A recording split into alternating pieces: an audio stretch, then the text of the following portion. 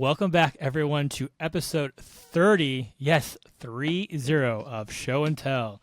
This is just my small adventure to highlight the creators and contributors to the Magic the Gathering community. Tonight, I am more than excited to be joined by Dungeon Master, Ambassador, Spice Savant, and most importantly, my dear friend Flavor Pro Matt. Matt, thank you so much for joining me this evening. How are you, my friend? I am good. I'm a little tired, but I am hanging in there, and this is kind of fun. We get to have an official conversation as our friendship for all of the masses. Yeah, I appreciate you joining me. I know East Coaster, it's pretty late for you. I'll make it work. I'll fix it in post. Fix it in post. I mean, I'm on the West Coast, so it's like not late for me, but I'm probably just as tired, which says more about me than it does you. So we already had the conversation about being of a certain age bracket. Of a certain age, yeah. As I almost threw out my back just getting ready to set up for this evening. Yeah, it's a real indication on my physical state. Lift with your legs. Yeah. Oh gosh, everything hurts all the time these days. Pre-gaming at our age consists of waking up and taking at least 2 Tylenol before starting the day. Oh yeah, definitely. That is a must. So Matt, thank you so much for joining this evening. I always like to say, the best place to start is at the beginning. So why don't you talk about what got you into Magic? I got into Magic the first time back in 93, 94, so it was around the time of the Dark was still lingering a bit. Revised was the big thing. It was my friends, like the cooler, older cousin that everyone had. It's the same person who taught us how to play Dungeons and Dragons back in the day when we were 12. And he would always use it as an excuse. It's like he didn't have anyone to play with at the time. So, all right, parents, you go do stuff. I'll watch the kids. I'm going to teach them a new game. But here's what you got to do. Go buy 2 starter decks of Revised and then 3 or 6 packs of the Dark and drop them off all at pizza and teach them how to summon demons. It's like, cool. And it was game over from there for a while. That led me to teaching my friends at school how to play and sitting at the picnic table. This is back when, I don't know, do I have one of the early sleeves that we used to use, a rubber band and a Ziploc bag and stick it in your pocket?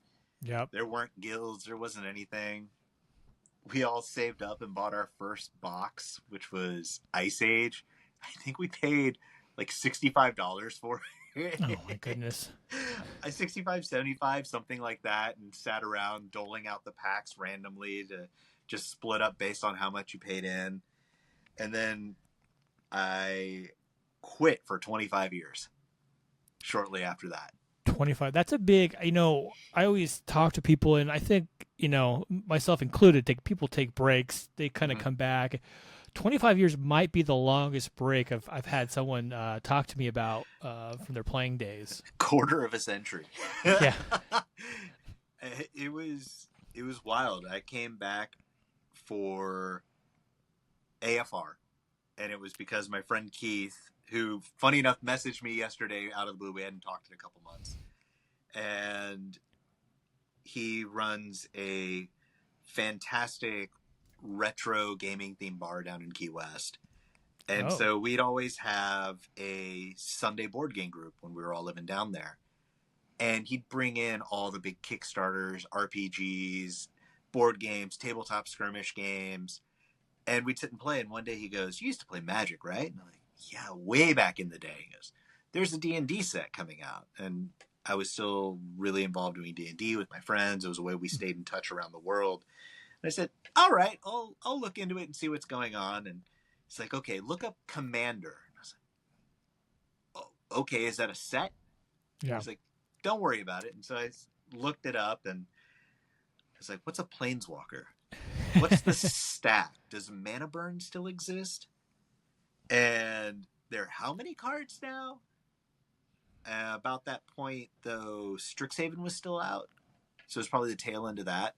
Yeah. And I thought, well, there are no game stores down here. So I went to, I probably went to Amazon before I could find a local game store. Nearest was 4.5 hours away. Yeah. And picked up the Quandrix commander deck, Okay. and then just went from there. And here I am now. With a collection of playmats behind me and a closet full of bulk that is unsorted. Yes, the mark of a true Magic player is the unsorted bulk and the collection of playmats. And on your, is that a Nerd Gear playmat holder? Is that the? So that's not the Nerd Gear. The Nerd Gear is out of frame over here, and I kind of refer to that as like my top 12.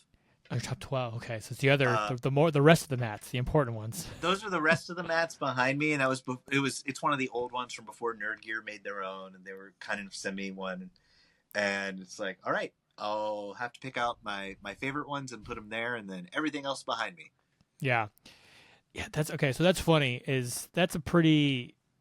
It's almost like an entirely different game coming back from like Ice Age. You know, it's funny. You made a comment earlier about there were no guilds.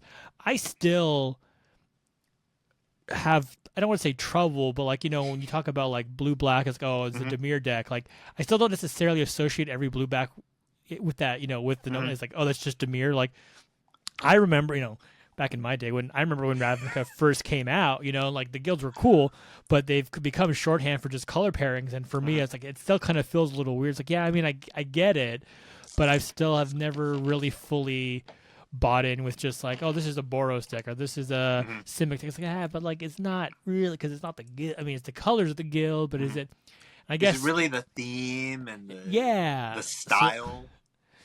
Yeah, and then, I mean, don't even start it on like the wedges and the shard, like the Jund, you know. I was like, what are these? I don't even know what these are. Like, 3 colors, like nothing. I think I know which one Jund is, and I know which one Jund is, and I know which one Mardu is. Excuse me, and Bant. But I always forget Esper, which one that is. Yeah, I'll remember them for a while, and then I'll kind of like, wait, which one is this, or what is the? And I'll start going through. I confuse. Yeah, because you know, again, like the 3 colors, I ain't nobody got time for that. Like I don't, you know, even I've given in, and I feel like with those, the play styles are so varied because you're getting 3 colors now. Like it's Esper colors, but like, what does that mean? Like, what's an Esper deck really mean? So. I guess, or every couple sets we get a new storyline, like how with Strixhaven we had new names for the 2 color, for some of them, or New Capenna. Yeah, I mean, I don't even know if can you name any of the 3 color pairings from New Capenna and what the actual colors are. The Harvey Birdman deck I know was Bant. Yes, that's true. There was that one. I think the Riveteers might have been Jund. They were Jund. Red, green. Jund. Oh wait, I moved everything. It's not up there anymore. Obscura, were they Esper? They feel kind of. Is that the? Obscura was Esper. That's Esper. Black, blue, white. Yes, and then I don't even remember. Was there was Esper like Jetmir's people were the Naya. Then yes, I don't remember what their group Red, green, was called. white. Right. I think so. It's like it's slowly coming back to me. And I mean, Jetmir, it makes sense. That color pairing makes sense for Jetmir, right? It's like the more creatures you have, you get the bonuses, and it's big, go wide, go big, stompy guys. What was Jetmir's? Never called guild. What are they called? Syndicates? I don't know what their name. This is the mark of true Magic players. We just kind of like fumble through everything. Real content creators don't remember everything. No, that's the lesson here, folks. Yeah. Anyways, that's always been my kind of thing. Like I've always been like, that's weird. Like just calling everything but the guild. I guess it's a useful shorthand. So that's really what it's there in place for. I still think back to like my first blue-green deck though. Like at the picnic table, you know, Merfolk and monsters. Like, I kind of wish I could go back and rebuild that. It wouldn't win anything, but you know, made me happy. Mine was I guess it'd be technically Golgari, but it was Tree Folk and Worms. So just the big, yeah. I always really liked the Tree Folk. I don't know why. Redwood Tree Folk was one of my favorite like cards. I think it was. I can't even remember. It was I think it's a 3/6, maybe for 5 or 4. I don't even remember. I don't even know if it had any like keywords or anything, but just I like the art and just like here's Tree Folk. These are cool. These cool trees just like hanging out, you know, big stompy guys. or all those cards that had amazing artwork but were just bad to play. Oh, yeah, that's yeah, we definitely lived through an era of like, I mean, Magic for the most part is always there's amazing artwork, but Mm-hmm. the cards associated with them have not always necessarily been the most interesting to use in a No, deck per se. no, but But every card will find a home eventually. yes, that's true. And to that point, you talk about kind of coming back and kind of getting into Mm-hmm. Commander. I feel like that's really one of the uh, benefits of that kind of format is if you have a goofy idea for a card or a deck, like there's probably some way you can go out there and Mm-hmm. build it, right? That's kind of the really the fun of at least casual Mm-hmm. Commander or whatever kind of you're looking for. You can do anything and make it work for you. That's what I love about that format is you really get to see a lot of creativity from people Hmm. because I mean, the only limits are really the official bans, but even then, if you're willing to rule zero some of them in, there really are no limits for making something fun or unique or janky or, you know, extremely explosive. Yeah, yeah. Well, let's talk about you. So you came back AFR Mm-hmm. event. I was like, I knew it was the D&D set. I was like, what are Adventures in the Forgotten Realms? Yeah, So, what was it like coming back to? Did you immediately jump into Commander, or did you try like Standard or Modern or anything, or what was your like play experience like coming back to the game? I went straight into Commander. I think Hmm. I had a friend who told me, "Oh, check out I think Arena had come out around that time. Like Hmm. check out Arena and do the tutorial." I watched a couple videos on YouTube to kind of get a sense of what's going on, what's being played, what's different, videos on Commander to kind of Hmm. understand it. And then I just kind of went all in and thankfully in our group there were a few people who still played Magic who would kind of walk me through, and then one of the other people who's like, I'll learn too, having Yeah, never played it, and we just made it work. And then I still mess up things left and right, forget all my triggers. That's never yeah. going to change. And it's one of those things, I guess. I always believe that a good sign of strength is being able to ask for help, and sometimes asking for help is just, am I playing this right? Definitely. Yeah, I am a proponent of teaching people to play via Commander, Mm-hmm. mostly because that's the format I like to play. So when I Mm-hmm. have new people like, well, let me teach you how to play it this way. Mm-hmm. Um, I I have started to finally cultivate a small in-person play group, which has been really nice because Oh, so playing it, jealous. yeah, playing in person is definitely like spell table is great. Um, in a lot of ways, it probably saved Magic during the pandemic. Mm-hmm. But there is something about sitting at a table, your playmat, people around you, life counter that Mm-hmm. kind of is unrivaled, excuse me, um, experience that you're not going to get over the computer. Mm-hmm. Um, but yeah,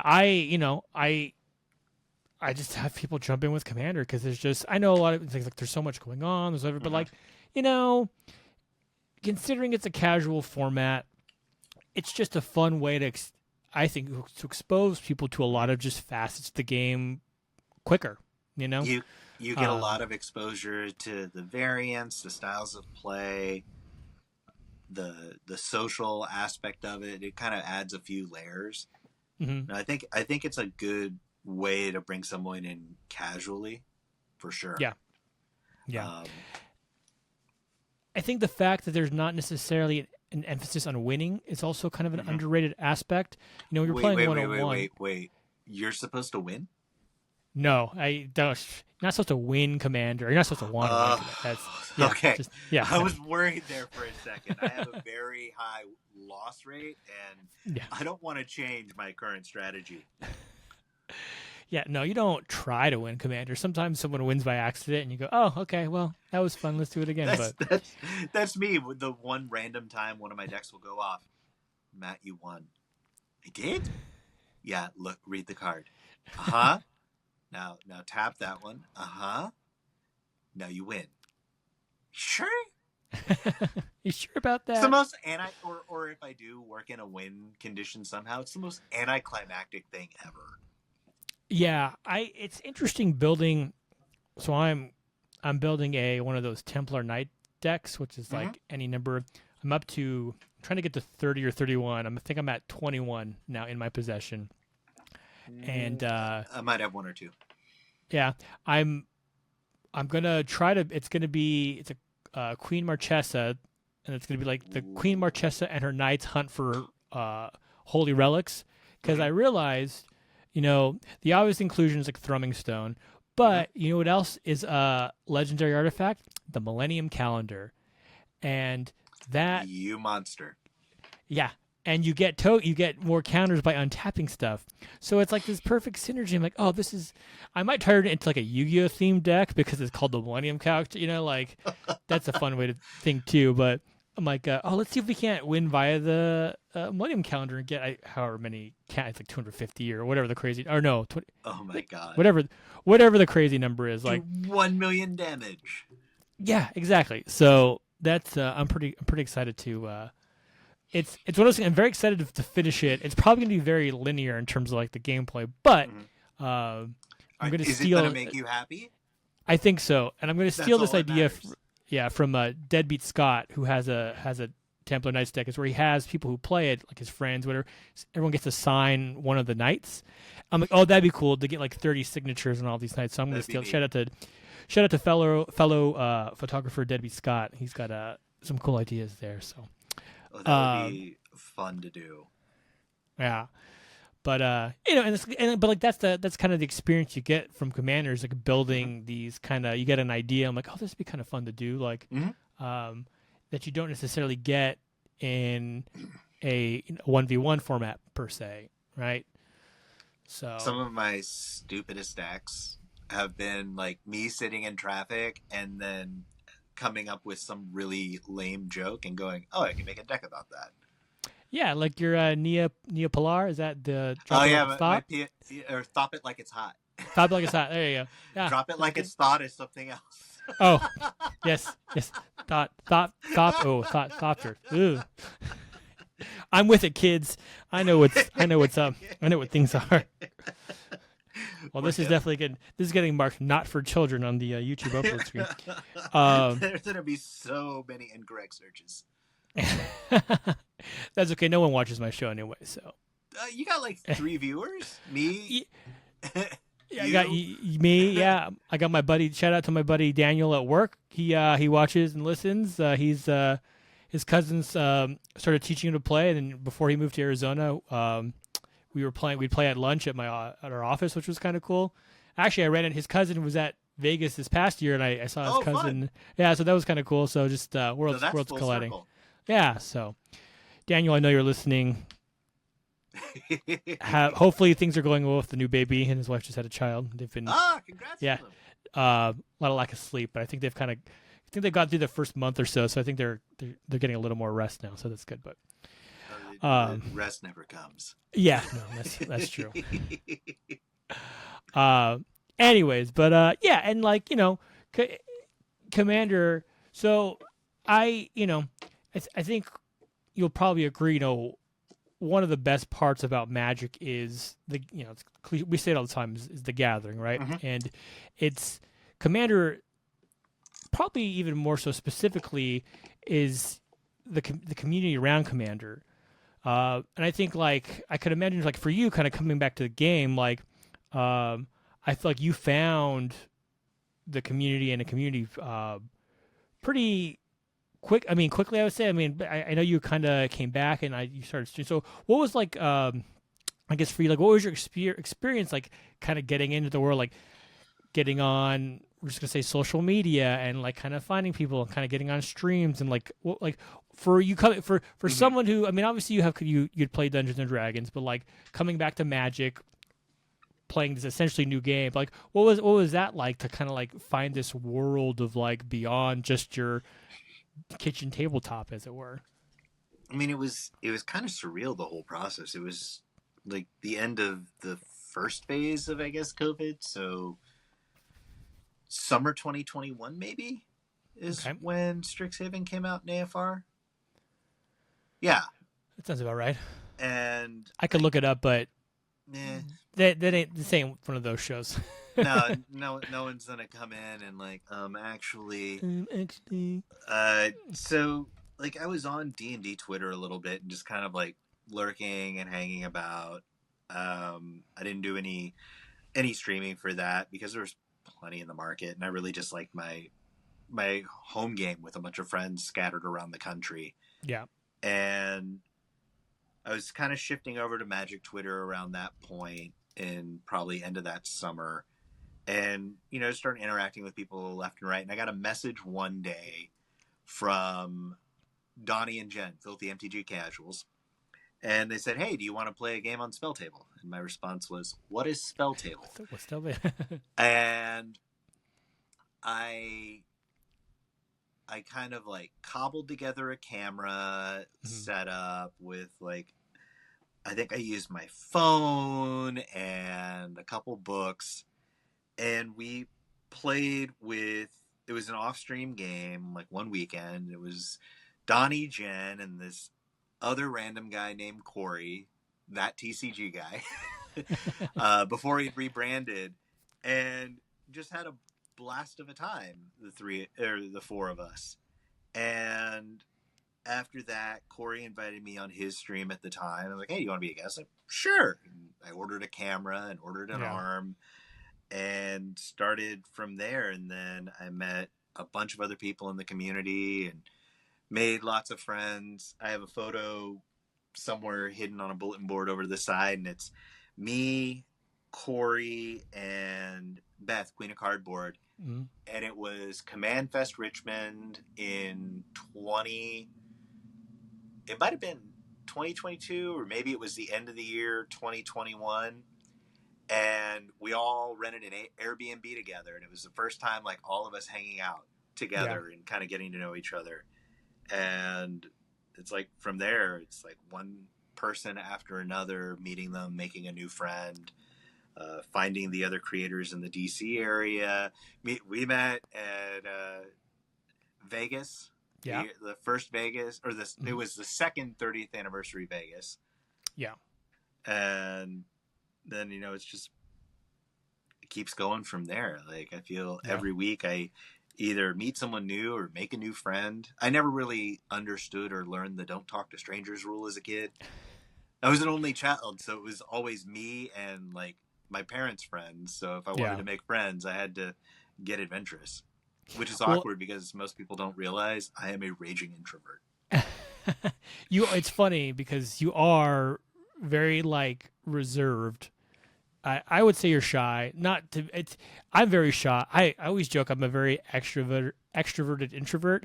Mm-hmm. Like, I don't necessarily like attention, but I have a YouTube show and I used to play in a band. You know what I mean? All this stuff where I just kind of put myself out there, but same.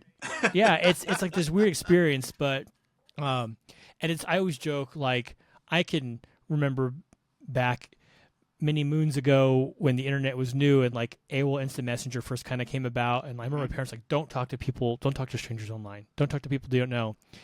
And now it's like, oh no, I have so many people who I would consider like acquaintances or friends I've met through social media, just people, it's always funny where you go to like these conventions and you may not know someone's name outside of their username or even how to pronounce. I always joke the first time I met Cop, I was on an Ionix. I was like, I've never actually said those names out loud. I've read them, and like I associate those symbols with the face. But like you meet them for the first time, like it's like, hey, I think I didn't realize with Cop I was like K0P K0. And he's like Cop. I'm like, oh, that makes more sense. That's like an actual name. So yeah, it's it's just Linux is like what like the animal. Oh. Yeah. And I'm not even sure. I think it's Ionix. Like, I think I called him Lionix, and he kind of goes, "Oh, most people it's Ionix." I think it's an I. This whole time I've been doing it wrong. I think it's the same thing. Like, well, he's like this, big hunk of a dude. Like, to me, Lionix. So he kind of reminds me of a lot. Like I would lionize him.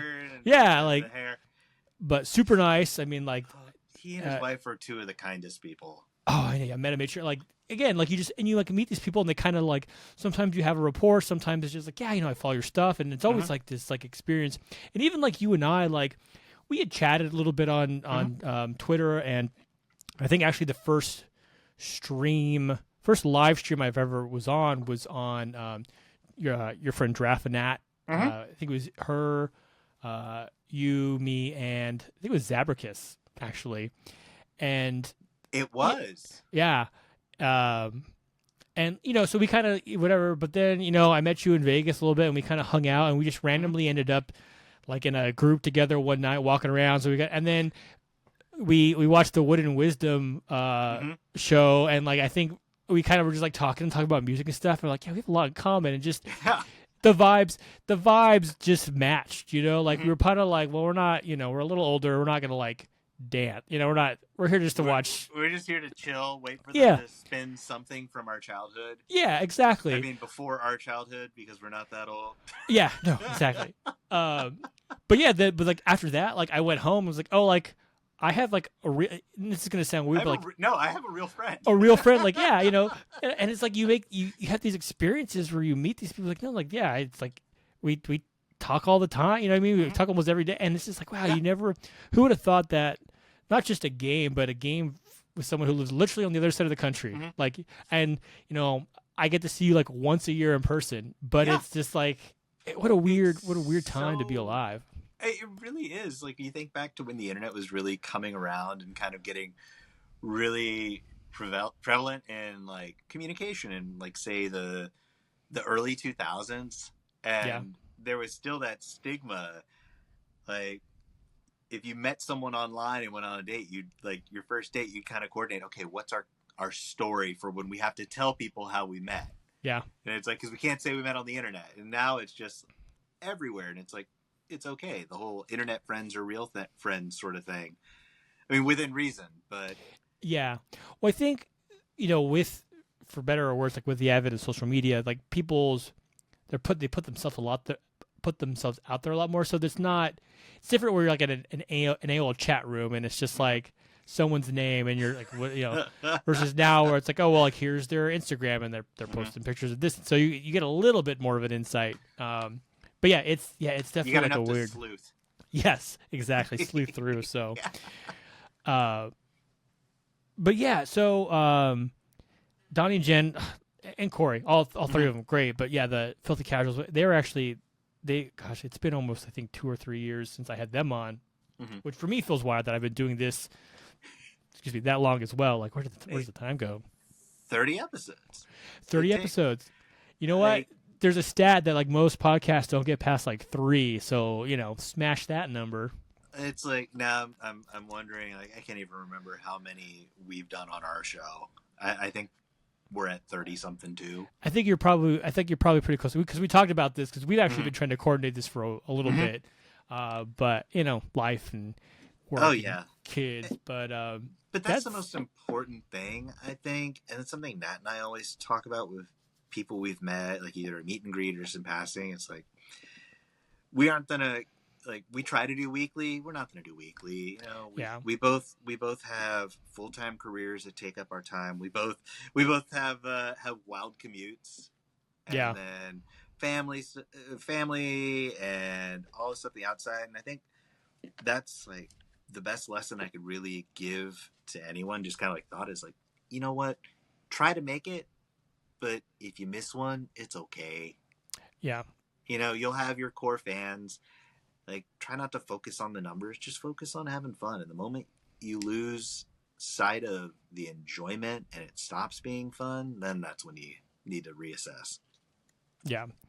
Yeah, this, I know, for a lot of people, this is not our full-time profession. That's so for me, it's like, if I put out one episode every 3 or 4 months, but I'm still enjoying doing it. Like that's I'm not here to become a full-time creator. That's a lot of work. I don't think one of the things I've always tried to emphasize on this show with the people I've kind of had on is, as like a content creator, like it's a lot of work. There's a lot of behind-the-scenes work that gets put into it.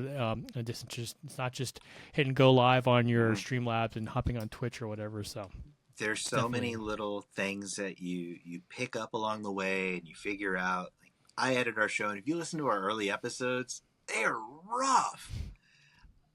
It's kind of funny though, because around episode 5 or 6, you start realizing, oh, Matt figured out you can automate that process instead of like manually deleting each moment that is like clicky or silent. And then, episode 15 or so is like, oh, Matt realized you don't have to downgrade the quality. That's just recommended. Hey, one of these days I'll make it where it sounds decent, but it's a process, and we're Yeah. all learning along the way. But it's great how open everyone is with, hey, can you help me? I've never done this before. And they'll be like, here, let's set up a time to call. I think of the cosplay community. Nat's really big in, like Nat, Zabricus, Anna Margaret, Yoggoth. And I remember Yogg was getting into cosplay. He and I are regular roommates at all the cons because he lives right up the road. And he reached out to a couple people. I think he reached out to Zabricus and Anna Margaret, and in the beginning, he said, how do I do this? And they basically said, let me turn on my camera and let me walk you through the process. And it's so neat that there really isn't that competition when it comes to it with creation. Yeah. No, I feel like most of the creators I've talked to, cosplayers especially, like if you got questions, like as long as you're respectful, like they'll answer them. They're usually, so I'm never gonna don't call myself a content creator, but I'm a photographer, right? If anyone ever has questions about photography, let me tell you, I will talk to you about photography for hours. Whatever you anything, like I'm definitely there, and that's part of the fun of like kind of getting into these hobbies, is to be able to kind of pass along what you've kind of learned and like tips and tricks. And it's so true. You talk to someone about their passion, like something that someone really loves, and it comes out their excitement. That goes such a long way. I need help taking photos. I'm really horrible at it. We'll talk. I'll give you Okay. we'll give you some lessons. It'll be we'll set up time. I'll register for your classes. There we go. Perfect. Your TED Talk or the master class. Master class. I was going to say Coursera. Oh, there we go. Yeah, it's probably more along the lines of what I can do. Wider reach. There you go. Well, let's. I was gonna bring it, but let's talk about. We brought out Nat a few times. Let's talk about your show, Flavor Profiles. So, I don't. Correct me if like you don't necessarily agree with this assessment, but for me, Flavor Profiles is like a cozy video game, but like a Magic podcast. So like there's like would you quote unquote like cozy games, or like a game you kind of like you play to kind of relax and unwind. That's what Flavor Profiles is for me. Like when I every time I kind of there's a new episode, like I usually put it on when I go in to play basketball, and it's just like a fun like the two of you talk about new Magic, what's kind of new sets or just kind of interesting stuff. Why don't you tell the audience like about the show, you and your host, and all that kind of good stuff before I go ramble. So I think you nailed it. A couple people have said, oh, it's like a cozy MTG podcast, and that sort of, I guess, hit Nat's my vibe for it. It really is like Nat and I met through Twitter, through the community, became friends, and I'd been wanting to do a podcast for a while, and people were like, oh, why don't y'all do one? Okay, and we did it, and then it ended up being like, this is our reason to make sure that we stay in touch. Yeah. Like, it's really just, we have a weekly video call to catch up on life, on our families, and what's been going on. And then, of course, how we all devolve our conversations into Magic. That's what we do. Yeah. And then we just share it with everybody. It's just fun because we wanted something that was authentic, that was just kind of like us. Yeah. And like I need to dig it up and like scan it in and post it at some point. Before I met Nat, and I had the idea for like, oh, I want to do a podcast, and it was going to be profiles of flavor, and it was just looking at flavor text and like sort of the backgrounds on some of the cards and the mechanics and how they impact story. And I just kind of set it aside one day, and Nat and I were talking, and I looked down and I like found the random stack of papers. I was like, wait a sec. And then we ended up going, yep, that's it. That's what it is. And then that's when it just took off, and we went from there and started recording.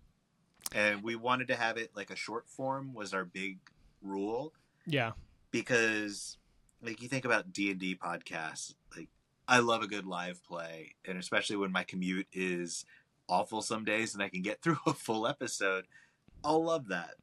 Or a live play or full set breakdown that's going to be like hour and a half, 2 hours for Magic. We, except when we're doing like a set review or like our flavor reviews, we're usually hitting like 35, 40 minutes max. Yeah. And it's digestible, like to and from work, like 2 parts during a day, or doing chores around the house. We didn't want to like take up your time because we realized that everyone's time is valuable. It's the most important non-renewable resource we have. And we wanted to make sure we're maximizing our time too, and what we have in our lives and the time that we get to hang out and catch up. Yeah. No, it's a good, I think there are a lot of the short kind of form 30-minute stuff is really good. You do like you kind of pointed out, you do some set reviews sometimes a little longer, which I think that calls for a longer episode. Even then, you've split up some episodes into multiple ones, so it's not just. It's it's okay. So just in case people listening, if anyone's listening, haven't pieced it together, when we talk about Nat, it's Giraffe and Nat. I will say friend of the show because that's a common phrase. She's been on my show. Nat is awesome cosplayer, streamer, podcaster, just kind of all around Renaissance woman. And I think there's a good play between your almost, the interest in flavor, like very Vorthos-esque, kind of calm, just like cozy kind of thing. And Nat is very artistic and kind of like, I think she strikes me as a little more competitive, just like in terms of like how she plays and like deck construction and like that's kind of, so there's a good interplay between personalities. It's not, it's just like they complement each other very well. It's a very good dynamic in terms of like what you kind of get out of the show. It's a good balance that covers everything, and Nat's really good about pushing me outside of my comfort zone, because I was thinking, we'll just script the whole thing. She's like, no, I need you unfiltered. I need you to just go with it. And she'll usually draft up to, I think she did it to calm me down, putting, I'm going to send you an outline. Yeah. And then it's just, all right, I have to be comfortable and be on and just roll with it. And it's helped me a lot, I think, to kind of get me out of my shell more. And she also pushes me to be a better player. Yeah. I could see you being into scripted stuff as kind of one of your things. We'll probably talk about a little bit like you're very, I will say, I mean, you are very good with scripted things as a voice, which we'll touch on. But yeah, it's but I think podcast, fresh air. Yeah, there you go. But yeah, and I think the kind of podcast that the two of you do, you kind of want that interplay of just free-flowing conversations. Like, I am the most unscripted person. Kind of sounds bad, but even I do an outline, Mr. Fly by the seat of my pants. Like I wing stuff so much. Sometimes, most of the time, to my detriment. But that's having that ability to kind of just let the conversation go well and to kind of pivot on it and do interesting points. I think that's what makes a lot of shows a little more interesting from kind of a week to week sort of basis. So and with audio, you can always go back and fix it afterwards. Oh yeah, I mean, props to you for going back. Let me tell you, when I've gotten this show down, I edit this thing in like 10 minutes, man. I throw them in, I cut the ends, I throw whatever I got in. I'm like, all right, that's I ain't got time to. So I also come from the world of like wedding photography and just editing like 300 to 500 photos at a time. People ask me about editing stuff. I'm like, listen, if I'm spending more than 15, 20 seconds on a photo, I'm spending too much time because there's too much going on. And sometimes it's like and I feel like you might suffer from this. Like you can't let perfection be the enemy of good. Like it's very easy to kind of really like drill down to like get the, let me make sure all this stuff is perfect and all these like these pauses are muted or whatever. There's I spend like 2-3 hours on an episode, like cleaning it up. And I'm also not quick we use Audition, and I had to kind of teach myself. So there'll be the pauses of, all right, I'm gonna go on YouTube and search up the experts on how to do this.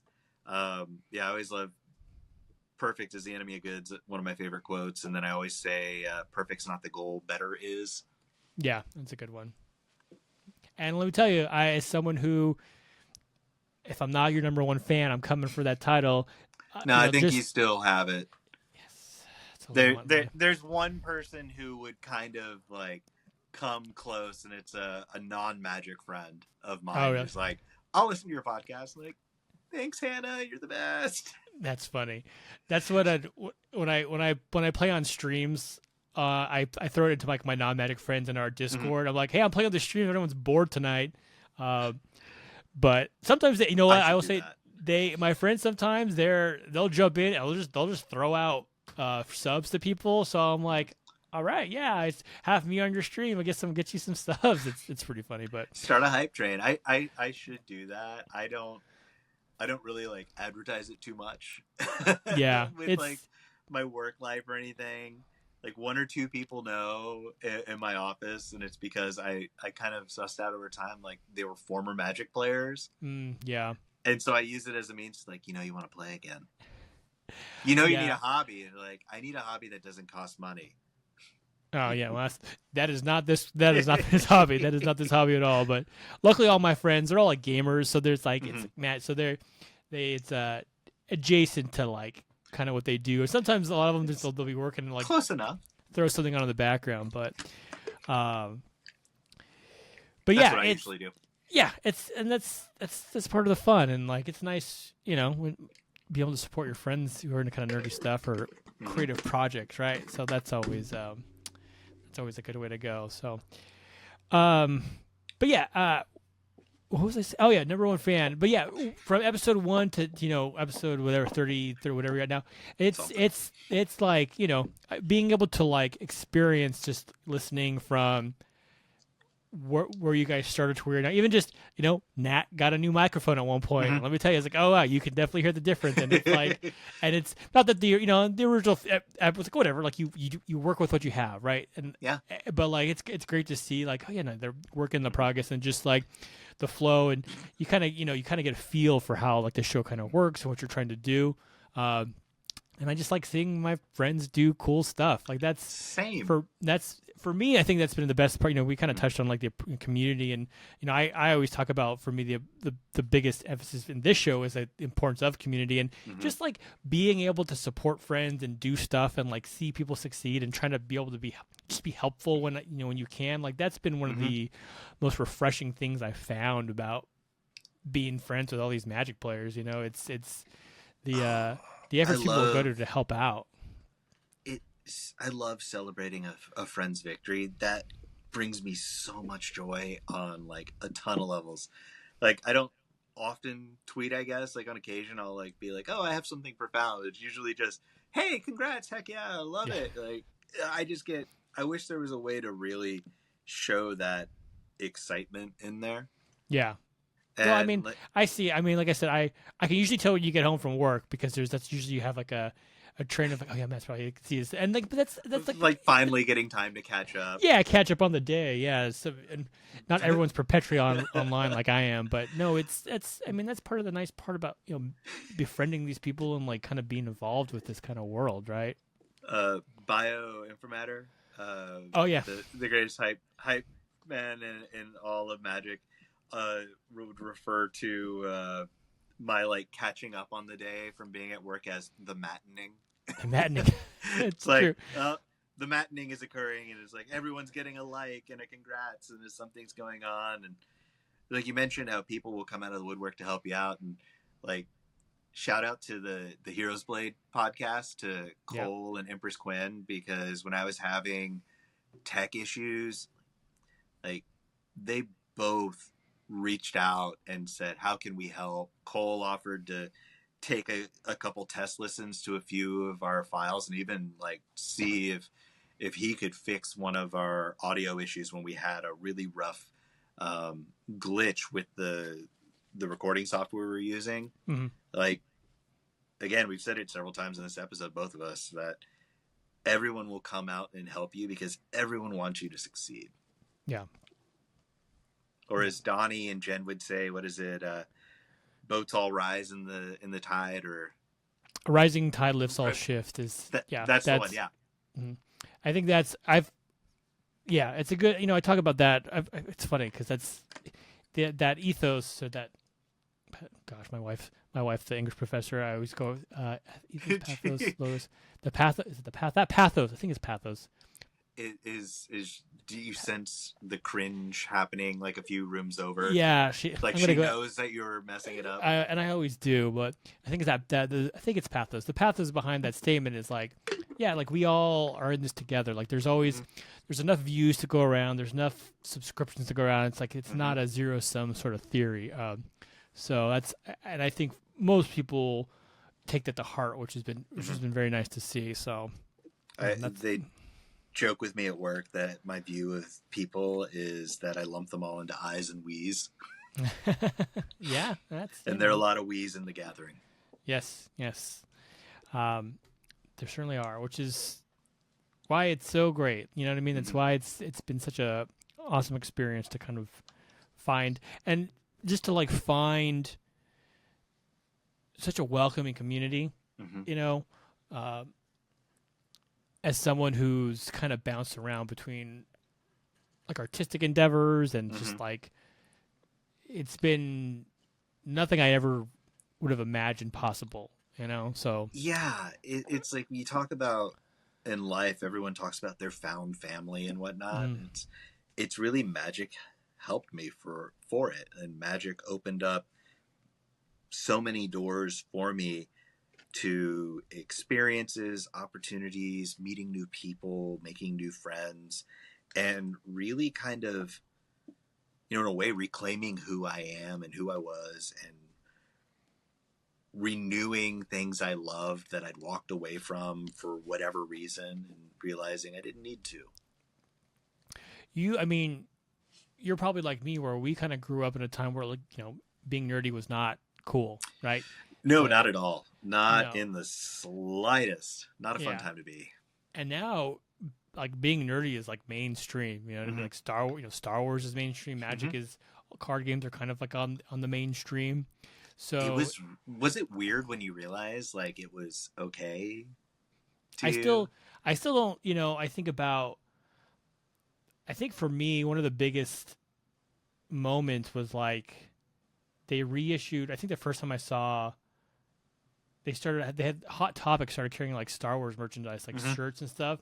And I was like, oh, like, wow, like Star Wars, this is cool. Like I was, because I was a little too young to buy like shirts from back in the day, but they had nothing. So, and then you just kind of see it, and then the prequels kind of, it's just, it's weird, like seeing like, especially, what's really been the biggest, I think, thing for me is seeing how people into anime are. I feel like you hear about, I just got back in. Yeah, and just like, because like for me, especially like back in the day, like, we had like Dragon Ball Z and like Sailor Moon, and like maybe you could find like a store that had like imports or something. But now like the show, like people like, oh, that's like huge. It's huge with younger kids and younger Netflix, people. Hulu, Crunchyroll. Remember going to Blockbuster and like seeing if you could check out the one copy of Akira again for the fifth time. Or I grew up on the original Voltron and Gundam or Robotech, Macross. Yeah. I can remember waking up at 6 a.m. to watch Ronin Warriors on like channel on channel 6, like on like Saturdays. Just like really weird. Or maybe like the Sci-Fi Channel was playing like Vampire Hunter D, or just like weird. I had like the jankiest copy of that on a VHS. That was a copy of a copy. Yep. Oh man. But like now it's everywhere. You know what I mean? Like it's like the shows, and I just like that's for me the biggest like indicator of like it's a different kind of world of what people are into, what people watch, because it's and just gaming in general, right? We live in a Twitch streamer world. And like some of these people have millions and millions of followers, and it's like, oh yeah, they play video games. Like that's it gives so much hope to, I think, everyone, in the sense that you now have the ability and the support to like do what makes you happy. Yeah. Like I think to people I've worked with in the past or like people who've been my mentees in like previous parts of my career, and I'd always tell them on like day one, like do what makes you happy. And Yeah. if it's this job makes you happy, stay in this job. If it's not, let me help you find something that will. And at the same time, I tell people like have a hobby. Like don't make work your life. Find something that you're gonna love and be passionate about. And it doesn't matter if other people aren't, as long as you are and it makes you happy. That's more than anything. The rest will fall into place around it. Yeah. No. 100%. 100%. Mm-hmm.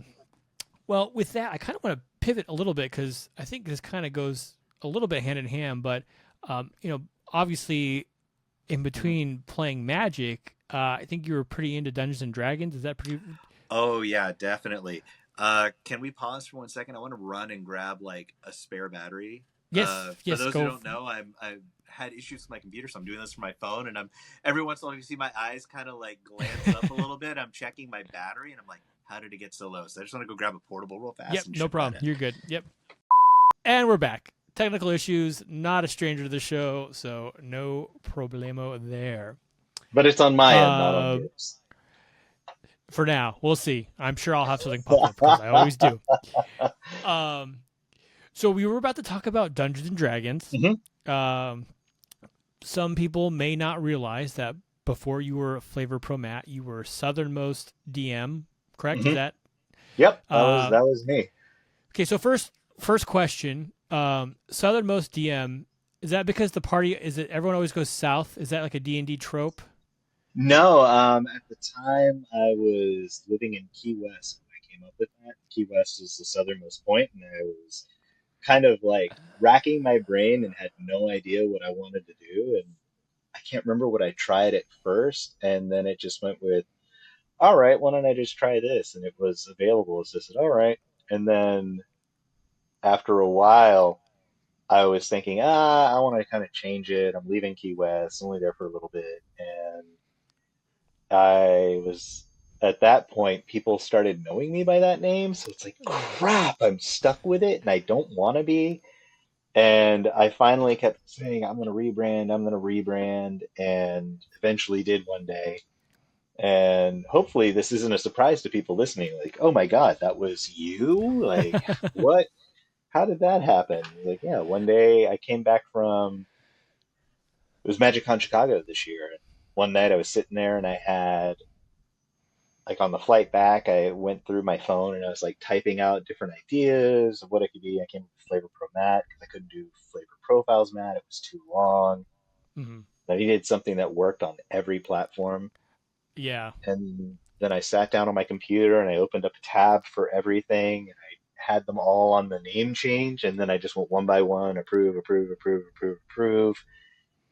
And then I had to go check my email for all the validation codes that it was really me. And I had to go code, code, code, code, code. And like an hour later, it worked, and I still missed like 3 things I noticed like 2 months later. Yeah, it's funny, like the branding aspect of even like because I used to have my personal just like Twitter and Instagram. They were random, and then I made a show and tell to you specific account for Twitter and Instagram actually. But then all of my followers, whatever, were just on my main one. So I like just like combined everything, and it's kind of like you kind of get stuck between making sure you want everything to be easily findable and all this stuff. So it's a interesting experience. But so it's the key, so awkward. yeah. And then it's like at least you have Matt your name because it's funny because I always go back and forth. Like, well, do I just people like I get referred to as like show and tell, which is not really. It's kind of like a long mouthful. Like, well, I guess people could just call me Drew, but I always use the name Locke, like in gaming and like other stuff for years. And I kind of part of me is like, man, I wish I would have just like called myself that from the beginning because that'd be an easy like, moniker. And it would be even more funny because we have a mutual friend Hobbs, and then we'd be Locke. We'd have Locke and Hobbs. But anyways, just random musings about branding. But so I asked because I feel like the party always, well, I guess the Lord of the It- Rings is probably, the ring goes south as a chapter, I think, in Fellowship. So I was wondering if, like, I feel like the joke is the party always goes south, like in a D&D story, if that was oh, like a I thing. I was just say everything does go south at the end.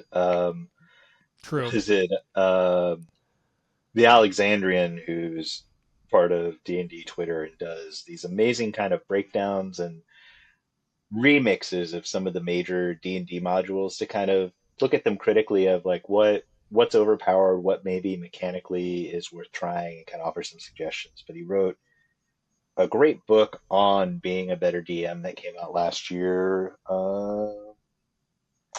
It would no, this one. Is this one? Yeah, so you want to be a game master? Oh, Highly okay. recommended. I mean, it's dense, but I went back and it came out earlier this year, and like I'm always looking to be better at it. But he had a great article years ago that's also in the book called The Three Clue Rule. Yeah. And the whole idea is for every puzzle, and you need three, for every clue, you need like three opportunities because the players are going to ignore, what is it, ignore the first one, um, mess up the second one, and forget about the third one. Yeah, that sounds about right. And so I guess in a way, like Southernmost, it's like, yeah, that's where most of the campaigns go. And I think most of my games end up going off the rails. Well, I mean, yeah, so I think that's part of, so would you, okay, okay, I'm all over the place because I got so many fun questions. So have you, we'll take that 25-year span that you weren't playing Mhm. Magic, would you say you were a pretty consistent Dungeon and Dragon player? No, not really. So I No. started playing second edition when I was a kid, and then I wanted to keep playing, but I never had friends. So it's like, all right, when you don't have friends, you have to kind of proselytize and become the dungeon master. But Yes. second edition was like a lot of math, and if you know me, I'm not a math person. Uh, and then, like, kind of, I walked away from gaming for a while. I kept in with at least the comic book world a bit. That was kind of one of my things I stuck with. And a friend of mine at my old job said, "Hey, do you want to come over and do Pathfinder?" This is maybe 2010. And it's like, "Oh, yeah, what's that like D&D?" It's like, "Yeah, it's basically 3.5." I was like, "Well, last time I played is 2." And he goes, "It's much easier." So like, "All right, I'll give it a shot." And so I went, my couple other friends from work, and it was someone, it turned out we went to the same grad school and just didn't Oh. know each other. We were off by like months from being in this same small program. But he knew my friend Errol, who was hosting, and Giles was the DM.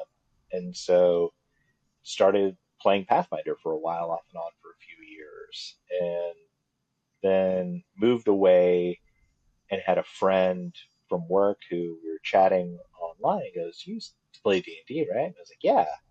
She said, "Would you start again?" And I was like, "Okay, yeah, I'm looking for a reason." And it became the way of, I had friends just scattered all over the country and the world. This is pre-COVID, pre everyone doing the Zoom happy hours. Yeah. So it's like you didn't really have the just like hang out, talk on a virtual world Hmm. as much. So we started playing D&D. I started running Call of Cthulhu. I started running like any like RPG system I can get a hold of, just for something different to try and give different story experiences to friends. And then it just became this larger and larger group of like 8 to 12 players, and I'd just rotate them through, or they'd show up in a tavern and there'd be someone waiting. And that was really the one player had something come up in their life and had to back out. Another player was kind of like stepping in, like Yeah. kind of tagging in and out. And we just kept going from there. And it was just my private game over the years. It was like a mix of people from work, people from school, people at my wedding, uh, random new friends I'd make. That's fun. So were you always like the DM? Is that kind of, you just, it's, Yeah, it was the forever DM because a couple of people said that I was sort of the glue that held everyone together. Like kept everyone coming back, kept coming up with a reason and reminding people. And also, no one else wanted to deal with the creation. They didn't seem to realize that I was just reading from one of those like books in the back. Used a lot of Yeah, roll 20 and just kind of, fake it till you make it. That's what it's all about. yeah. A lot of times, I have friends who have liked the idea of Dungeons and Dragons or other kind of similar games, but they will only participate if by doing the least amount of work possible. So like it usually falls on me to be the dungeon master. Hmm. Uh, I did have a D&D group for a few months, but it's almost what's the biggest issue the D&D groups have is just getting out, finding a day that everyone can kind of get Hmm. together. It's So not a fantasy simulation. It's an office meeting scheduling simulator. yeah, pretty much.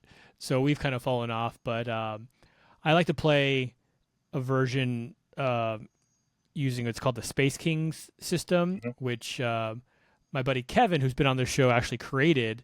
Hmm. And it's like super. It's like a very very simple system where everyone just gets a deck of cards Hmm. and you make a character sheet, and then it's like you have 6 basic abilities like brawn, agility, Hmm. charm, presence, and then you have more specialized ones. Hmm. And this is more of like a laid back kind of fun hangout kind of thing, whereas Hmm. D&D can be. And basically anytime you try to do something, let's say like, well, I want to punch down this door, you go the be like, okay, give me a brawn agility flip, and whatever Hmm. those your stats are, you flip cards, and if you get a face card, it's a Okay. success, and if it's a non-face card, it's just a non-success.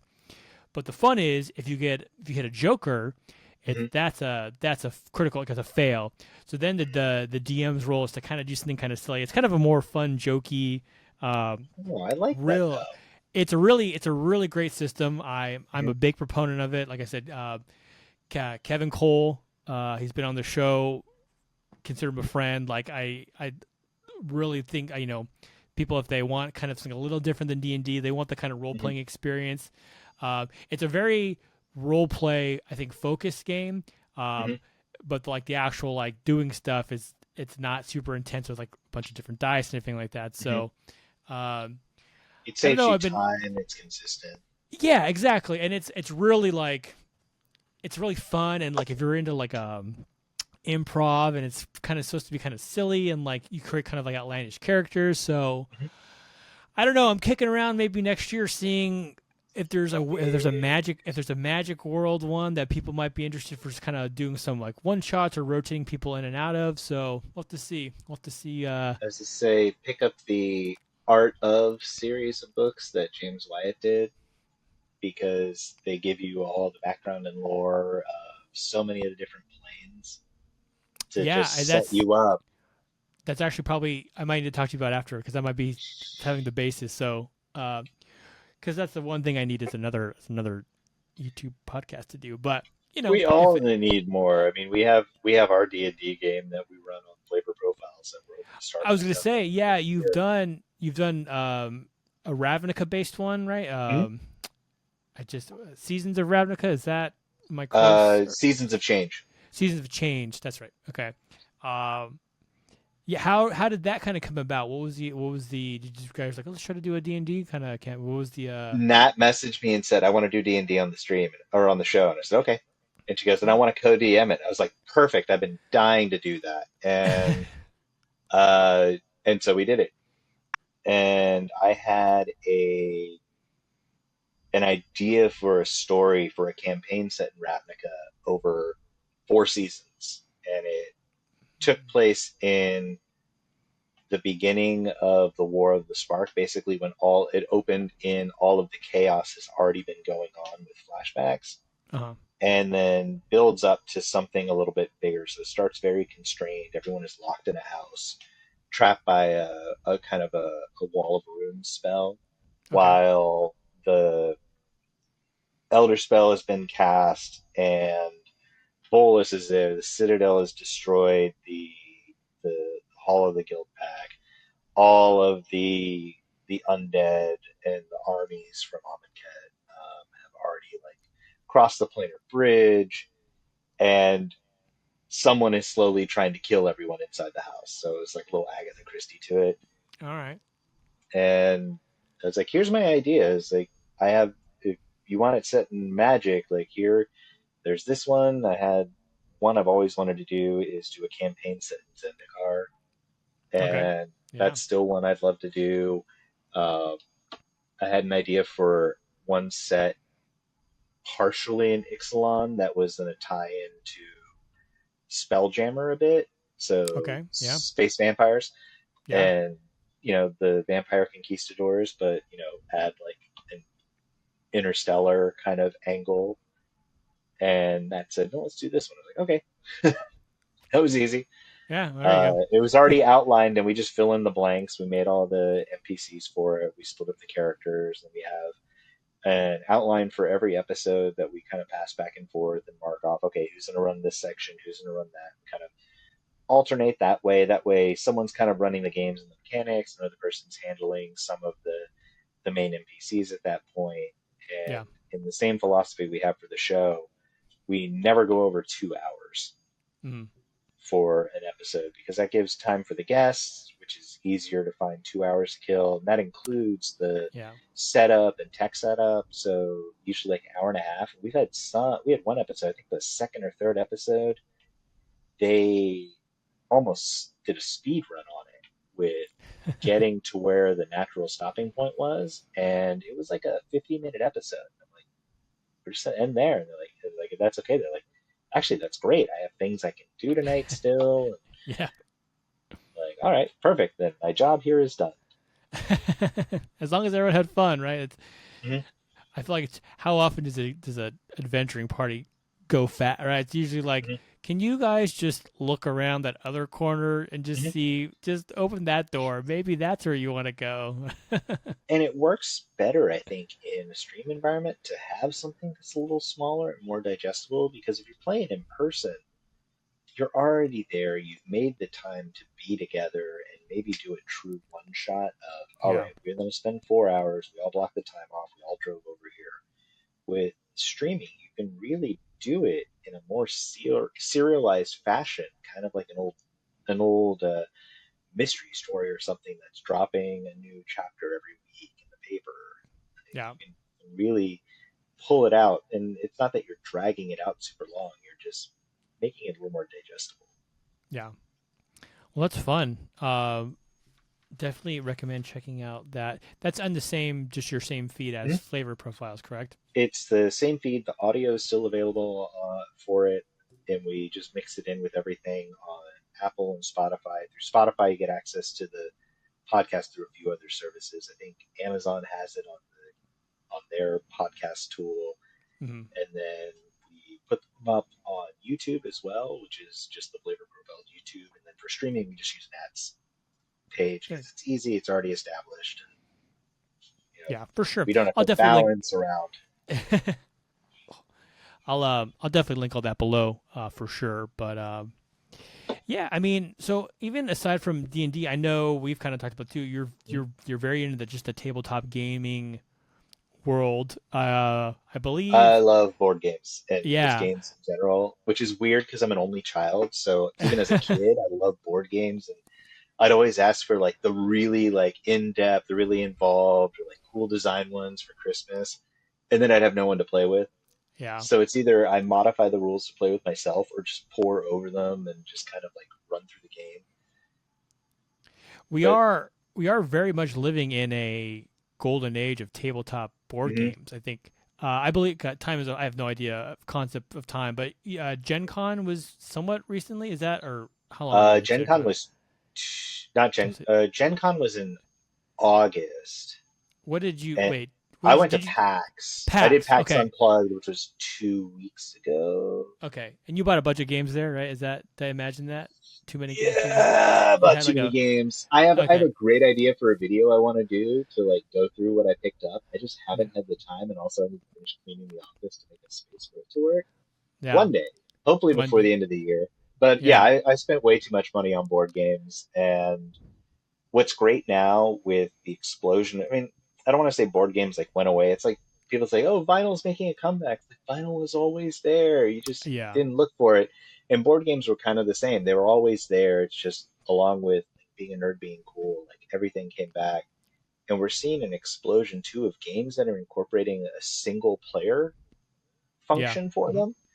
And I love that. I think almost every game I purchased had a like 1 to X players option. Hmm. Yeah. Yeah. I And think that gives me something to do. yeah, I think the one player aspect is very cool. I think just I feel like, with the internet and stuff like Kickstarter, you get a lot Hmm. more just unique game ideas to play. Hmm. I Uh, sink so much money into Kickstarter sometimes for games. oh yeah, it's there are I have two friends who just one more so than the other, but my buddy David and my buddy Jeff, but they just have just like walls of just like these games, and they're also, I mean, it's just yeah, I mean, typically it's yeah, it's and my buddy Max, Books, so board yeah, games, and then up here are like more board games yeah. and minis for painting. But they're all, I mean, like there's such a variety in just like gameplay and themed and just complexity levels. Um, I feel like, for me growing up, there was like Monopoly, Hmm. which is fine, right? A lot of Monopoly, arguments. Sorry, Scrabble, Yeah. Life, I mean, maybe, Mousetrap, Risk might have been the most kind of like, you know, and then Stratego. Stratego, right? And then, I mean, D&D was kind of, not a board game, but that kind of that whatever. But I feel like you've kind of got now these versions where like you get, I feel like for a lot of people, Settlers of Catan kind of opened a door, and like now it's like, uh, there's games like Wingspan, which I've played. Hmm. My Oh, buddies and I I love really, Wingspan. yeah, and it's about a, Wormspan too. yeah, and there's a dragon one, isn't there? A Hmm. dragon. That's Is that what you? Wormspan. Oh, Wormstead. Sorry, yeah. Yeah, W that's Y, not WY. W. Yeah. uh, uh, yeah, and it's like, Wingspan is a game about like bird aviary. You know what I mean? It's not, and it's not. It's Bird watching competitive. game. Yeah, it's a bird watching game. Like the spectrum of my buddies. I play this game called Nemesis, which is basically just like Alien, the Hmm. movie, the board game. Yeah, Right. I yeah, love that game. it's so fun, and it's like, and there's like It's true like, involved, but it's worth it. yeah, and it's like, I remember when I first played it with them, they had played it 2 or 3 times, and they're like, no Hmm. one has actually won yet. It's like, Hmm. there might not be a winner. You may just lose, and it's like Oh, the innovation for a game where everyone just loses. Like, I'm like, I don't know, it's just kind of a the wild kind of moment, concept. when the monster appears and you have to make the decision, you go with your corporate goal or your personal goal. Yeah, And you don't know what other people chose. I still remember getting killed by my friend Keith because we were running away from the creature, which was like a room behind us. yeah, He was in the lead, and he basically used two of his actions to shoot the lock on the door after he went through so it would close and lock, and threw a grenade in for good measure on me. oh boy. I I can't talk because the first time I played, I was an engineer, so I was tasked with checking the engines, and my goal was everyone has to die.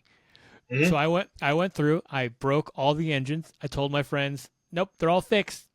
And as soon as the escape pods opened, my turn came around. And the queen was out, Mhm. and I was just like, okay, I jump in an escape pod and I leave the ship. And my friends they literally their eyes went and be like, "You do what? What? Uh-huh. What?" And they were like, "No." And then one was like, he didn't fix the engines, did he?" No. So they go check, and then they're like, "Oh my gosh, well we got to fix the engines, we got to do this." And then there was a fire, and the ship blew up, and I won. And they were just like, it was like they were like, that was the greatest thing I've ever seen. Now no one trusts me though in that game. Anytime Mhm. I did the first time, I got the now no one trust. But like, just it was for them. I was like, I could not do Like, it. The opportunity Among presented Us itself. is a gateway drug to Nemesis, I feel. Yes, If you exactly. play Among Us, play Nemesis. It is, Yes. God, the AI for that with the monsters is, it's complex, but once you figure it out, it's super easy. Oh, you need to play. It was one of the games I picked up at PAX called This Game is Killer, Okay. and it's super small. It's like a little. box. And I saw the game like being demoed, and like, there's a playmat in that box for the board. I'm like, no, there's not an open. I was like, they put a playmat in this. And it's kind of a party game, but instead of social deduction, it's a little bit Nemesis light. And they joked like, it's like that sci-fi movie where everyone's trapped on a ship with a mysterious thing that's trying to kill them, and we're saying just enough to not to get sued. Yeah, And I yeah. was like, that is the best pitch ever. And so what it is everyone is dealt two cards, and the cards have two. You can, depending on how you rotate them, it's either a location or an action. And every turn Uh-huh. you have to sh- play where you are, and you have two options, and you have to say what you're doing, which are your other, out of the same two options. But you don't have to play them in a certain order. Like, you can play what you're doing and then play your room to see what everyone else does. Because you go around like 1, 2, 3, 4 on your first card, and then you go 4, 3, 2, 1 on your second card. Okay. Yeah. Once you come around and you realize who is where and what they're doing, and they're like 6 rooms, 6 to 8 rooms on the ship, then you start resolving them. And some of them are like, someone might say, I'm in the cargo bay. And they're like, whoops, I just blew up the cargo bay. But you also have a card of flipping over, where is the alien? And if the alien is in Mm. your room, then you have other things that can come into play. And it's super fast paced. We played it in the lobby at PAX. I think we, like, each game can take up to 15 minutes, maybe at That's a good. most. Yeah, that's a fun time frame. And we were just standing around. We didn't have chairs, so we just rolled it out on a little table in the lobby of the Marriott. We played like 6, 7 rounds of it, a few of Oh us. It wow. was, and everyone's just laughing. And the running gag was, "Don't go to the cargo bay." Everyone who goes to the cargo bay gets killed. And someone's like, "I'm gonna go to the cargo bay," and it's like, "I'm blowing up the cargo bay." God damn it! Oh man, that's too funny. Um, okay. Of all the board games, we'll say that you have, new or not, Mhm. what is one that you would think is like a diamond in the rough that maybe people don't know about, or maybe they do, but you just like it so much you want to talk about it? Like, what would be like a check this Oh, game out if you're looking at something? I'm gonna put you on the spot. I know oh, that's probably tough, but God! It's like you're making me choose from all of my babies. eh, Like, if I want to go with a game that I love to play, that I always take with me, I'd say it's easily one of my top five. It's called Bang, I and I have played the cowboy yeah, the theme. the Yep, kind of spaghetti western card yep, game, yep. Bang is a. and I love Bang. it's like a combination card game and party game, Hmm. and it's just fun and silly. And once you get everyone kind of through the basics and into it, everyone's shouting in Italian, reading off of the cards, and Yeah, pointing finger guns at each other when they're shooting. And it's just, if you get the right crowd, it's a lot of fun. Otherwise, like, oh, what is another fun one I love? Like, there's so many to choose from. I know. Putting you on Uh, the spot. Putting you on the spot here a little bit. okay, Sorry, not so sorry, not sorry. no, no, no, don't apologize. So I'd have to say, like, okay, I'm gonna go Bang, Thunder Road, um, Ascension, and then Oath. Oath. So, like, talked about Bang. Thunder Road is basically a Mad Max style board game, and it's just, it's fun. You set up the board, and it's basically a death race. Your cars can like bump into each other. There are hazards on the road, so each board has markers for where you're going to put hazard tiles. And you Mm, can drive around the hazards all you want, but what's the fun in just driving the race? Because yeah. you hit that tile and you flip it, and it's an oil slick, and they have special die you roll that tells you which way you're skidding. And if you Oh, that's skid into cool. another car, then you have a crash, and then you got to resolve the crash, which is, all right, what car is technically going to be the instigator? And then you roll to figure out, okay, who's going to win that crash and get like keep going forward, and who gets knocked in what direction. Yeah. Oh wow. And it's just, it's fun, it's quick, and once you get into it, you're just laughing and chaos, bumping everyone off the road. Ascension's a fun deck building game. It was created by Justin Gary, who's a former pro Magic player. I think Brian Kibler worked on it as well. Oh, okay. And it's just, it's deck building. You're kind of building a deck with different factions, taking out monsters, recruiting other members to be in your deck, and just trying to win points. And it becomes very competitive, and you're trying to build through. You can build out some wild combos. The art's Um, amazing. I think, God, at least 12 expansions they've made over the years that are kind of hard to find that start adding new mechanics and new yeah. skills. And it's a quick, easy game. Toria the Vast and Steve and Lua and Comedian introduced me to it, and I've not looked back since then. And then Too what fun. was the last one I mentioned? Oath. Oath is by Leader Games, and I love everything that comes out of Leader LEDER. They make Root, Okay. and Oath is fun because I love the single player mode on it. They're about to drop next year an expansion that adds new rules to kind of make it more in depth for single player. But the idea is you have kind of like the ruler and the exiled king in a way, and you're playing over generations of this kingdom. Oh. So you can play multiple sessions with the same people or by yourself, and as each session ends, you have ramifications for the future, like over literal generations. Like you Oh can yeah. keep Okay. Yeah. playing through as the descendants to try and maintain the kingdom or take it over or maybe start a revolution. That sounds pretty cool. All right. Definitely fills out some board game checkboxes for people to look into. Um, And there's still the stuff I haven't gotten to test out yet that I picked oh yeah. up at PAX. So the list could change. Yeah. It's a lot of things to go through. I saw that picture of that backpack. You had a Mhm. very it was large. A lot of games. Yeah, I had to pick that up at one of the booths. I was picking up Everdell, the Everdell Yep. Duo, which is kind of like the Everdell Lite. Yeah. And they had the booth was all the purchases were going to charity. Oh, okay. And so they had the bags, and 100% of the price of the bags were going. I'm like, I'm not going to buy one of these. I need to carry stuff. Yep. Easy.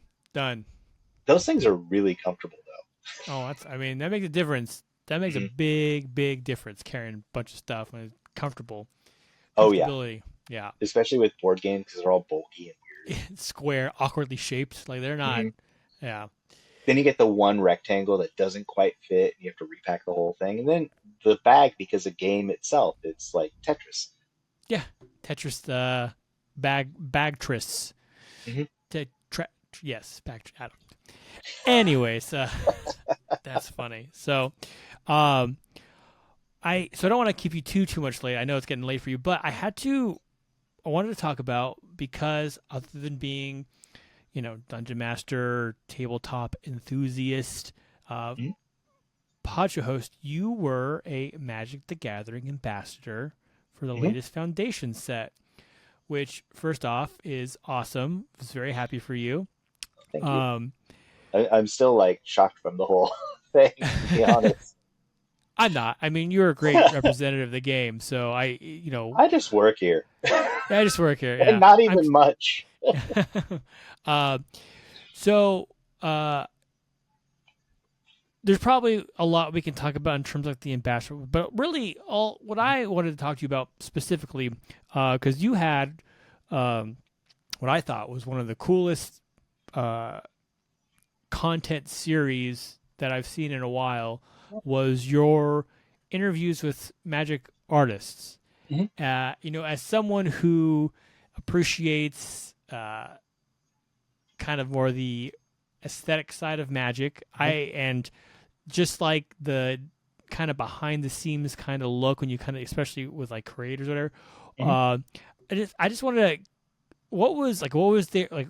Did you have that? Like, did it kind of come to you? You're always like, oh, this is something I want. Like, has this been like a project you've always wanted to do, and maybe the ambassadorship kind of opened up that door, or like, what inspired it, and then like, what was that process like creating it, and like, what you put out there? If you want to talk about that a little bit. Yeah, I love making those, and there are more to come.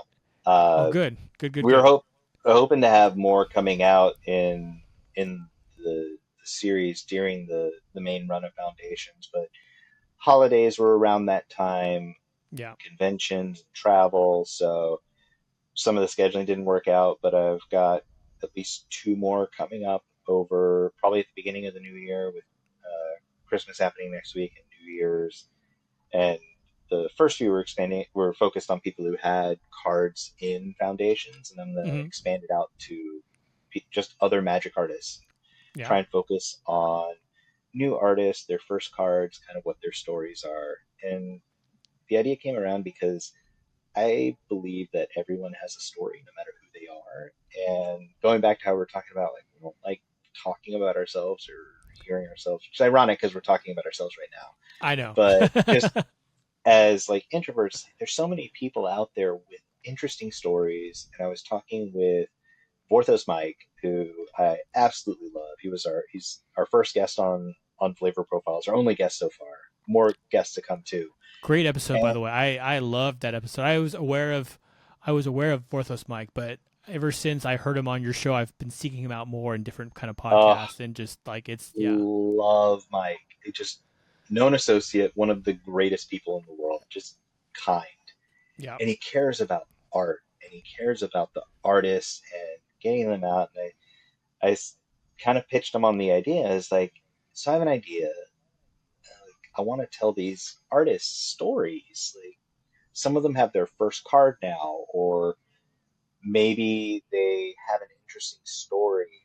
And I was like, who should I do? And he rattled off a list of names. And I said, all right, I start reaching out. And I made a short list. I think I started with six that I reached out to. And just based off of scheduling, I was able to get three right off the bat. And I like talking about things that I love going back to listen to again. So each video was between 2 and 3.5 minutes, but those were cut down from like hour-long conversations with the artist.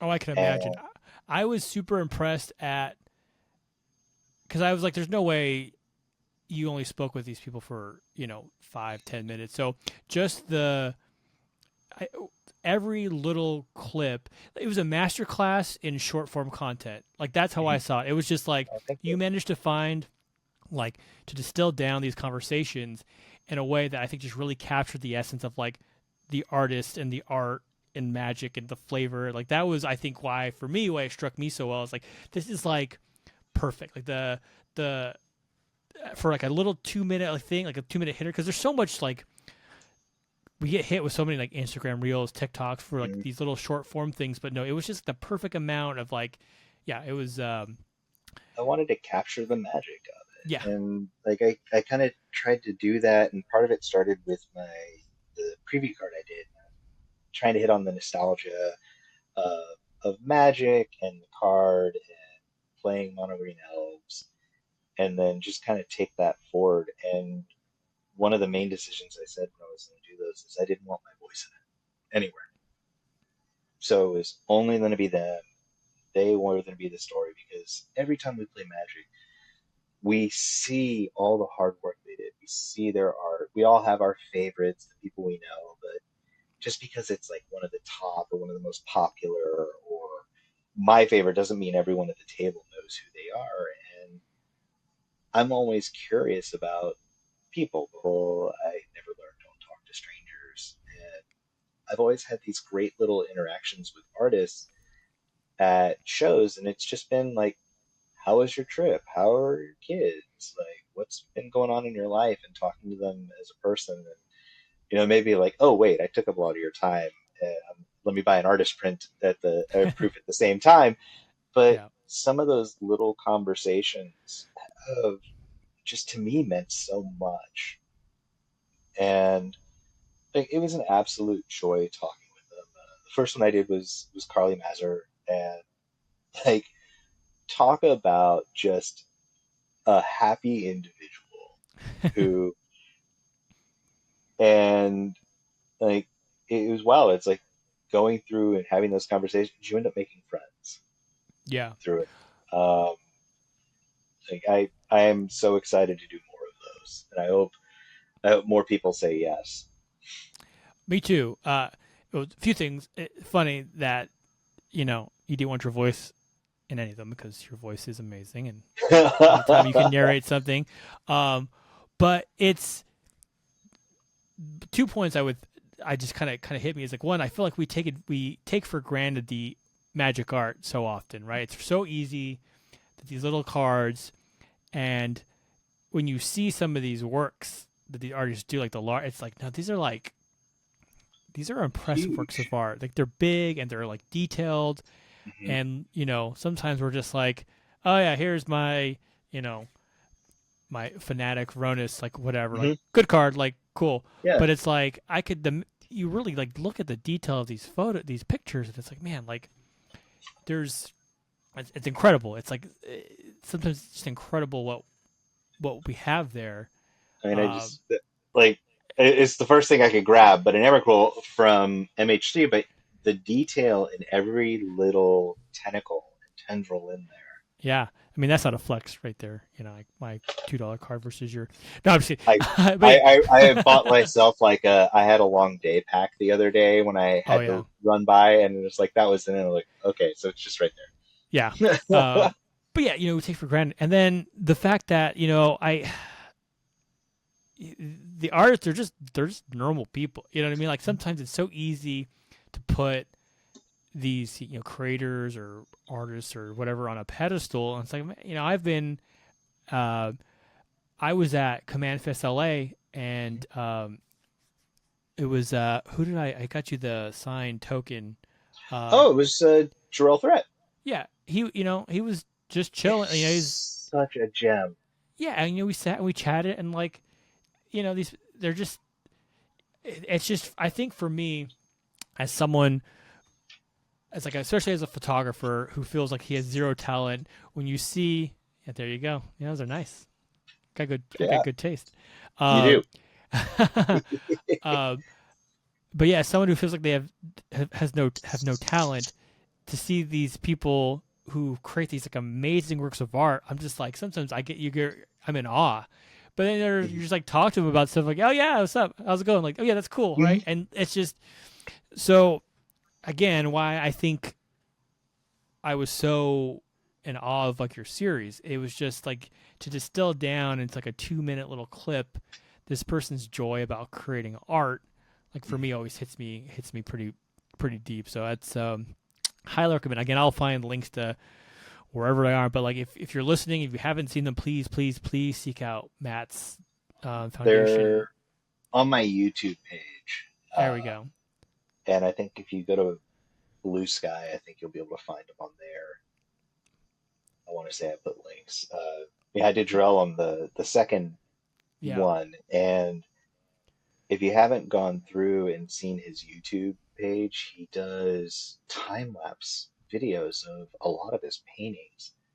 And it was the 2023, oh, 2023 Modern or Legacy tournament in Asia.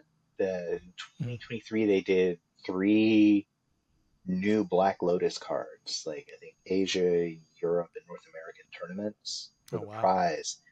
And he did the Black Lotus for Asia, and it is so stunning. And then watching the painting process of him working on it is so cool. And I was able to intersperse some footage from his video into the one I made. Like there was more he had talking about it that I couldn't fit in the time constraints. It Yeah. was same with Zara Alfonso, the third one I did. Um, it's so hers I think was the longest I did because there was so much heart in it, and I got to a point where I said I can't cut this. Like Yeah. this needs to be shared. Someone needs to hear this. It needs to live on. Like maybe one day I'll set up a Patreon and put the full audio conversations up for people to go and listen to. But for now, just like trying to find that core joy in it. Like Carly talking about when she learned how to play Magic, uh, Yep. Jarrell going through and getting picked up by wizards, Zara talking about getting the email and thinking, wait, is this real? Yeah. I'm being pranked right now. Hmm. They were wonderful, wonderful series. So I'll definitely find those make Oh, those thank you. in the comments. Um, so Matt, again, it's getting late, but I had a few more things. I just wanted It's to again almost thank morning. you. Yeah, Yeah, I know. I'm gonna feel a little bad, so I'm gonna try to get through this for you. Thank you so much for joining me. thank So what you. I like to do is when I have a guest on, I have them pick a kind of a group or charity to make a little donation, just as a something that the show can do to kind of help contribute to a cause that our guest is involved with. And so you chose MagiKids. Hmm. So the show and tell show, I'll look into um, making a donation, be it monetary or car. Do they take car? I try to remember. They Are they take bulk. so I might do either. I got bulk. I got cash. We'll see and what makes most sense. Uh, but They'll take it all. I wanted, since I know you've worked with them or worked Hmm. for them. I wanted to kind of maybe give you a second to, if you wanted to kind of just talk about what they do and what the kind of their mission statement is, real fast, for anyone who may Yeah. be not maybe unfamiliar with them.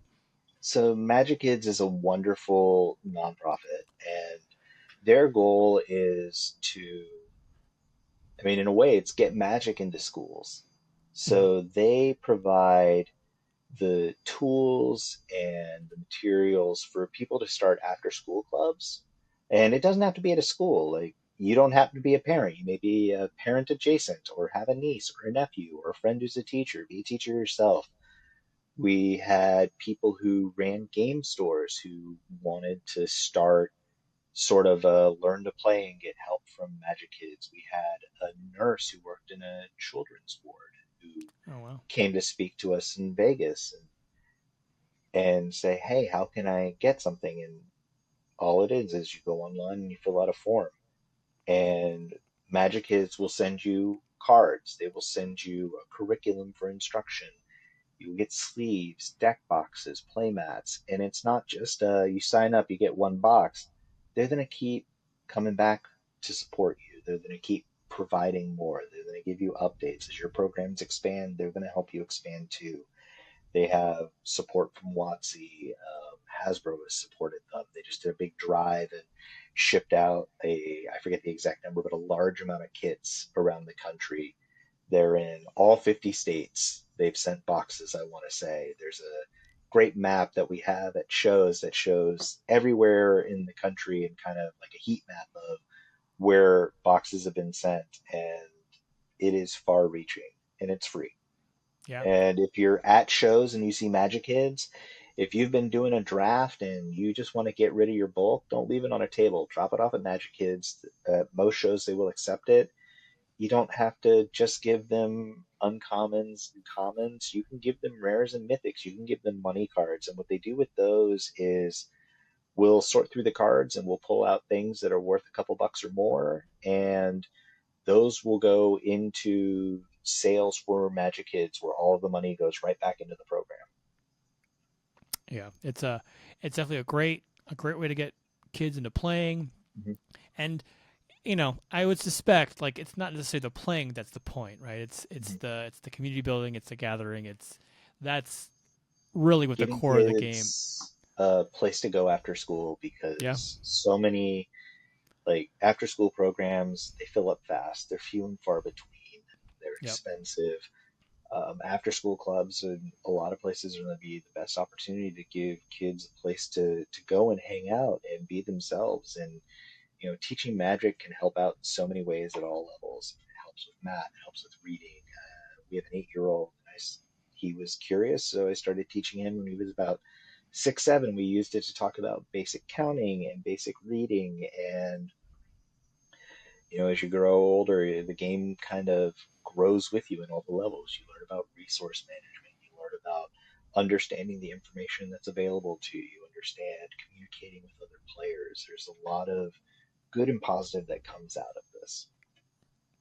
Definitely. Definitely. So, yeah, definitely an organization, no brainer. Looking forward to, you know, sending them something. And uh, saw them at MagicCon Vegas this past year with you working, and it's just a fantastic group, fantastic people. So, just a small way I kind of support them. Thank Group, you. you're there. Yeah, my pleasure. So, uh, additionally, what I also like to do. So I'm going to use through the magic of video editing. I'm going to pop up my community board. So typically, what I do to kind of support my creators, even after the show ends, I like to kind of subscribe to their YouTube or their Twitch or their Patreon and stuff, which you and your sure don't have. But what I've already kind of done, you've put me in a weird spot because like so what I did already bought a shirt. The Keep Cooking Magic. You can also get sweatshirts. There you go. But like usually this is the surprise part of the show. But like you monitor the sales, so as soon as I bought it, you texted me like, "Did you just buy a shirt?" I was like, "Yeah, man, it was supposed to be a secret. Like, how do you know?" We get alerts when you use Bonfire. It sends you an email saying so and so bought a shirt, and I'm like, hooray! Yeah, so like I don't get to be like a thing, right? Yeah. So I couldn't be a surprise. But what I'm gonna also do now, I have a shirt. I'm gonna buy just a cool tote bag that you guys have. So I'm gonna buy the tote bag. So I'm gonna continue. Oh, those things are great. Yeah, you always use a tote. So again, to kind of help support the brand, the flavor profiles, and you and now I'll grab myself that tote. Like I said, the sales go right back into the show. There we go, perfect. So just a small way that I always like to have my guests. I can kind of support you even after this show ends and we've kind of moved on. But yeah, I couldn't make it a surprise because if I would have bought it, you would have known. Hey, those shirts are so soft too. Everyone should go buy one, not just because of support. Yeah, the shirt it is a very soft shirt. I was very impressed because sometimes I'm wearing mine today too. Yeah. So so I like I said, pop you up on my community board. That'll be a small way to kind of continue supporting you, and like I'm going to support you by being your friend. So you're kind of stuck with me on that. Yeah, you're stuck with me too. I don't make the rules. There was errata. No. But no more 25-year breaks for Magic either. So no more 25-year breaks. The only time I will quit Magic is when Hobbs gets good. Oh yeah, adding. So that's not happening. I wish I had one of those mugs with me. But so Hobbs will be listening to this and get to the end and be like, "That was really hey, yeah, whatever. He deserves it. Just kidding. Love you, Hobbs. Love you." So what do you got for next year? Any tentative? We got MagicCon Vegas is coming up in February. You going to be there? Or Chicago's February. What did I say? Oh, I said Vegas. I always say Vegas. So Chicago in February. Chicago will be at. I'll be at Chicago in February. Maybe probably Vegas in July. Definitely Atlanta in September. PAX Unplugged again, which is going to be in November next year, end of November next year instead of normally it's like first, second week of December, but they moved it up. Yeah.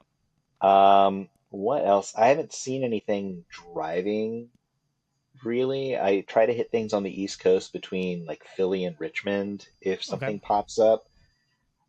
And if it weren't so close, I'd consider the Atlanta SCGCon Atlanta for Spotlight Series, which I think is going to be great. If there's a Spotlight Series near any listeners, definitely go check it out. It's a great way to kind of get into and really learn the more competitive style of Magic, and it's really designed to help players who want to learn about Standard, especially with Foundations, and maybe give it a try to get a shot.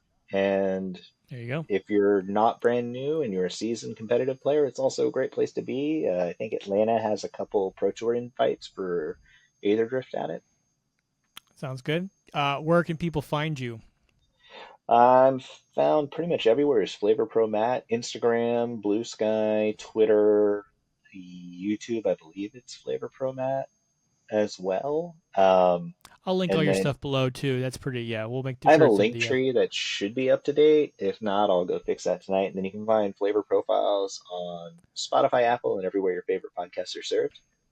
There you go. Check out Flavor Profiles. Like I said, one of my favorite Magic podcasts. I always catch new episodes. Can I take that #1 fan spot with me? Great, let me tell you. I'm gonna make you a custom shirt just for that. Oh yes, please. Should get England to make me a token, like a Monarch token, but it just says Flavor Profiles #1 fan. It needs to be one of the original art, so it's a one of. Yes, that's move over Posty. I got the one of one flavor profiles The one of Monarch. Monarch ring Long may token. you reign. Long may you reign. So, hey, awesome, Matt. Thank you so much again for joining me Oh, this evening. thank you. Um, I'm glad we were able to finally do this, like going back and forth, and also just a good reason to kind of catch up because I think normally we'll usually talk when one of us is like stuck in traffic or traveling. yeah, pretty much. That's just the life of an adult, man. But yeah, this has been great. Yeah.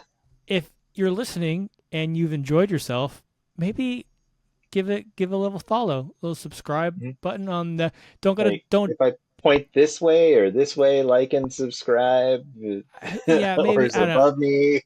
I well, who even knows? I might even have to flip the things. I'm not great at this. This I is am a why. picture inside a picture right now on my phone, Yeah, so I don't know where I'm pointing. I'll make it work. Again, I just think on the fly. This will be done. It'll be up. It'll look great. It'll be fun. So yeah, hit the subscribe button. Don't hit the bell. The bell seems silly. You don't need to be notified when I post these. I don't post them enough to hit the bell. But subscribe's That's why you cool. post the bell, so you get like that wonderful little surprise of not just like stumbling across a new episode. You come out and you go, "There's a new episode. I There's am going to tap this."